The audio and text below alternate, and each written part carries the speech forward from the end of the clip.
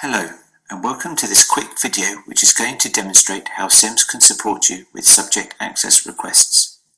Although there is a renewed focus on how schools should manage data at their establishment, an individual's right to know what information they have recorded on them is part of the current Data Protection Act. This has undergone some changes with the forthcoming General Data Protection Regulation due to be enforced from May 2018.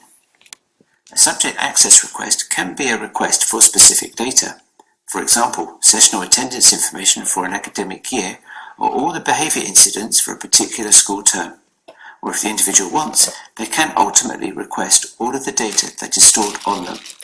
This will of course be more than just the data in SIMS. This could be handwritten lesson observations, paper application forms, or a variety of other electronic files saved on your computer or network. In SIMS, you are likely to run many custom and predefined reports. This could be time-consuming and a challenge to manage. The autumn 2017 release of SIMS introduces the new Person Data Output feature to reduce this burden. Let's take a look. Accessing this new functionality is controlled by a new System Manager Permission Group, the Data Protection Officer. Once this permission is granted to a user, they will have access to the new menu route, Routines, Data Out, Person Data Output. The main screen will show a sortable audit log of all the previously generated outputs. To start a new output, click on New. The user is then presented with some options. Firstly, they have to select a location for the output to be saved. SIMS won't default this saved location for you as it does not know where is a secure location to save the file. There is then an optional note field which the user can add some additional information, such as the name of the person who requested the data and by what means. Lastly on the screen, you can search for the person. In the autumn release of SIMS, this search will be restricted to students, but in the spring 2018 release of the software, we will extend this output to cater for staff and contacts. Once the correct student has been selected, click on Generate.